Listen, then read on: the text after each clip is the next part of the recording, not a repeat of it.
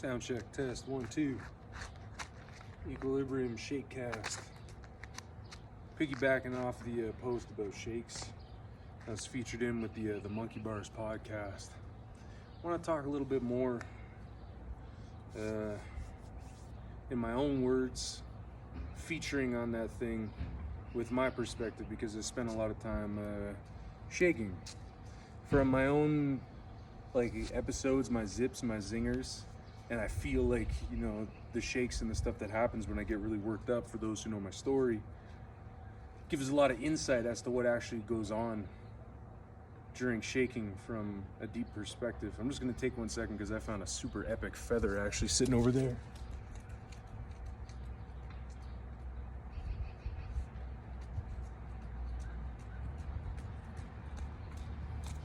Just saw this now.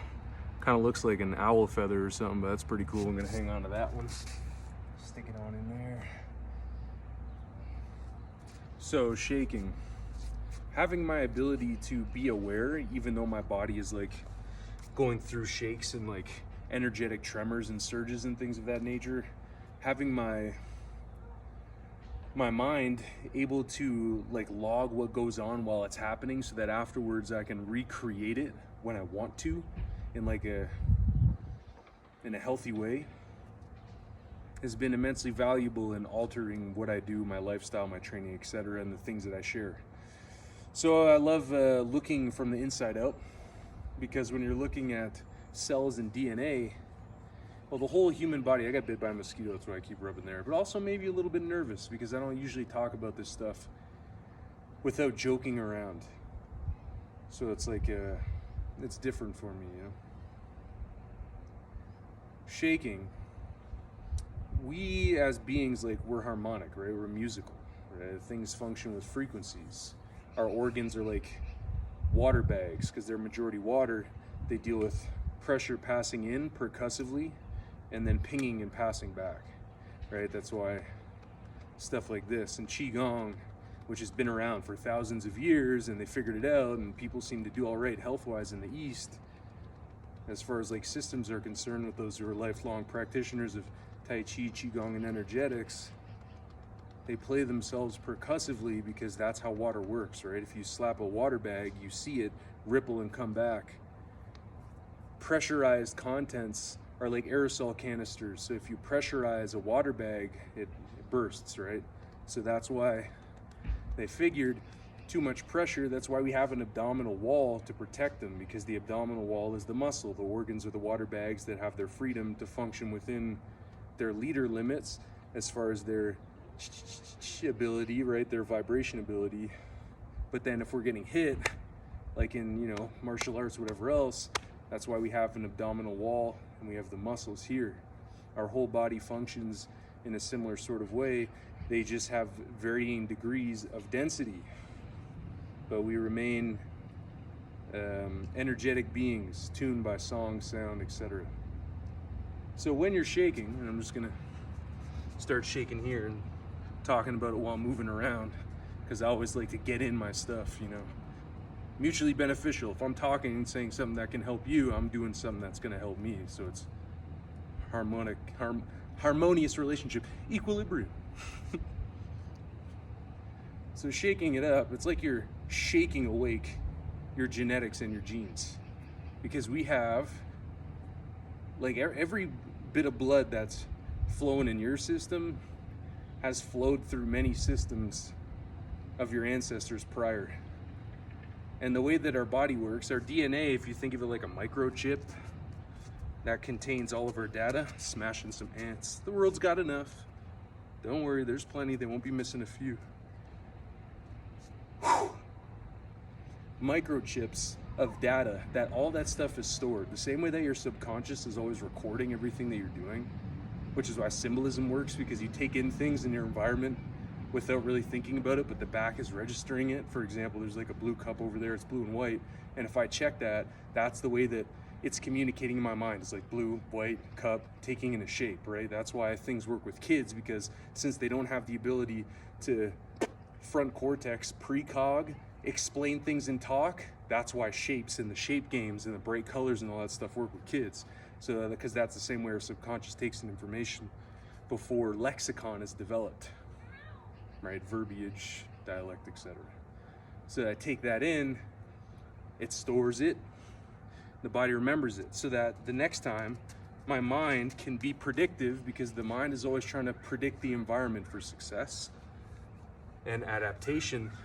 It's going to associate that shape with that color unless I alter it. Or that thing means product placement, that's a slushy cup. That's the way my mind is going to remember it. Same thing with the shape of the park in the background. Still shaking. All that stuff is remembered, and then it's put away so that you don't have to have that degree of stimulus every single time you look at it, and it's like it's the first time again.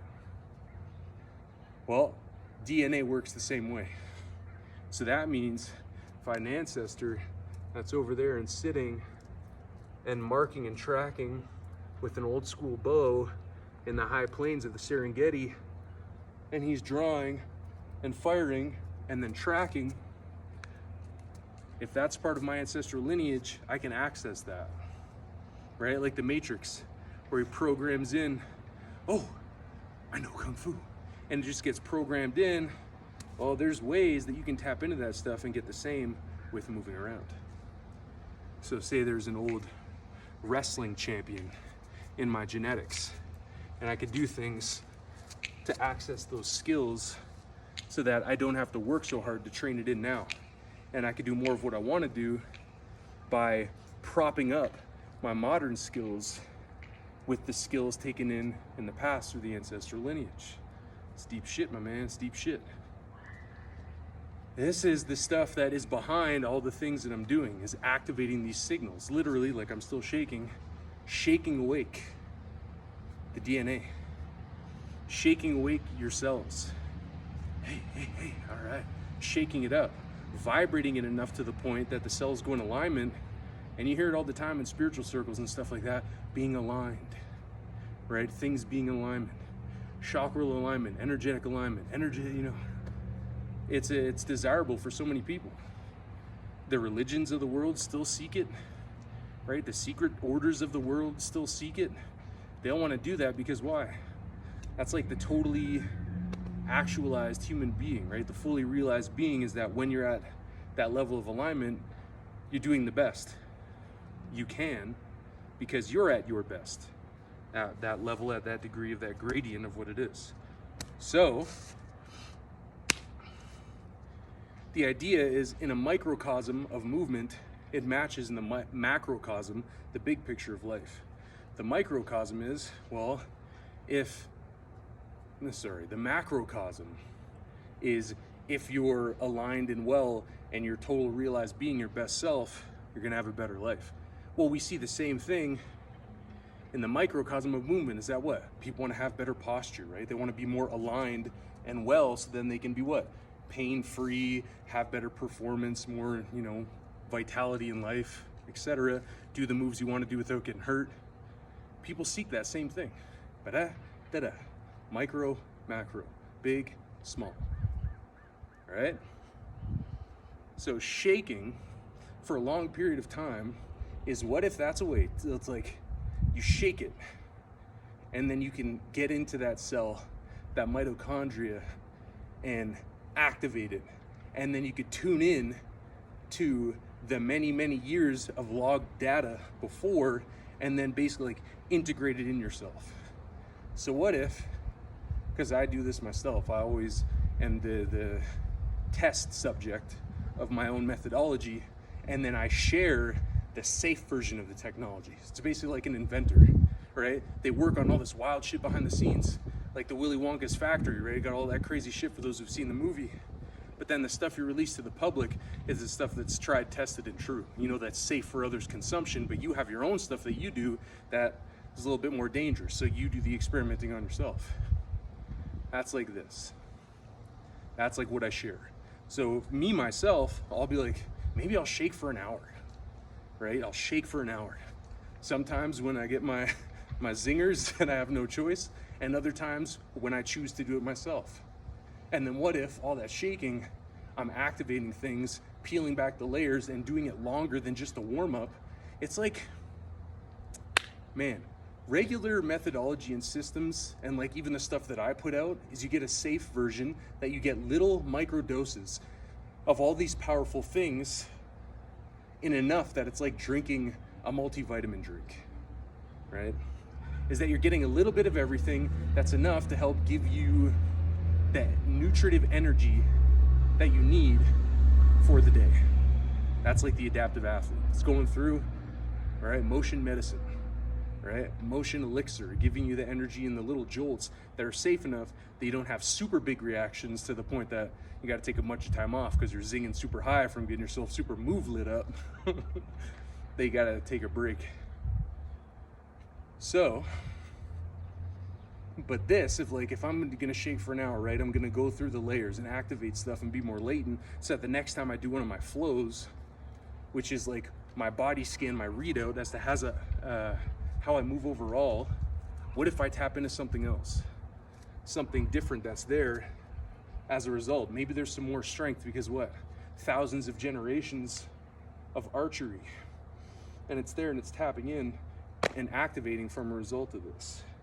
But it takes a lot because you got to go for a while, to the point that I have safety nets built in and features that I can tap into for I know if I get myself overloaded, if I go too deep.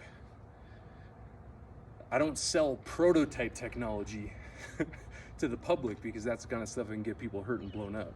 I sell tried, tested, and true stuff to where it's like, I might have a hologram technology at my house, but I'm selling someone an iPhone because what? I've figured out all the kinks and stuff. So I can sell that to them safely and it could benefit them without hazard.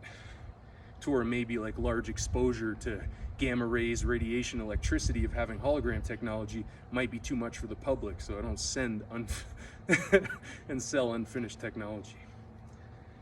So in essence, the gradients of the stuff that I sell are all different colors of the same idea of accomplishing the same thing, but for regular people in microdose in a way that's safe, that they can activate their genetics to get back to those like factory standard settings of optimal health and well-being, because that's how humans are designed, right?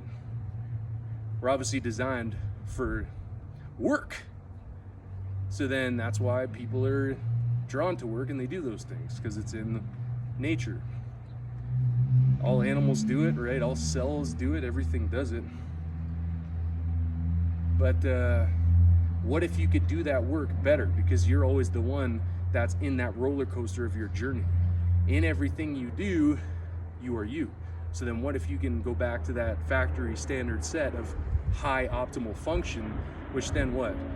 Makes you stronger, live longer, healthier overall, more energy, just more enjoyable. It's like, what if you got to run a race? Well, okay, you can run a race with like a bucket of bolts, or you can run a race with high crafted, fine technology that is going to allow you to do everything you need to and then some. I'd rather that one. So that's what this is all about, is you can go and do wrestling, you can go and do fighting, you can go and do Olympic lifting, you can go and play sports. But what I'm doing here is creating a standard preset, healthy, powerful organism that is you, so that when you go into those activities, you do the best that you possibly can. Da-da, da-da. It's an equivalent of, if I would compare it to not having the same result, because that was shoddy experience in technology, but it's like Conor McGregor had his trainers that did the fighting stuff with him and the strength stuff. And then he went and he learned to help fill in the gaps in the glue with doing some of the stuff that Ido Portal was doing. But that's another conversation for another podcast.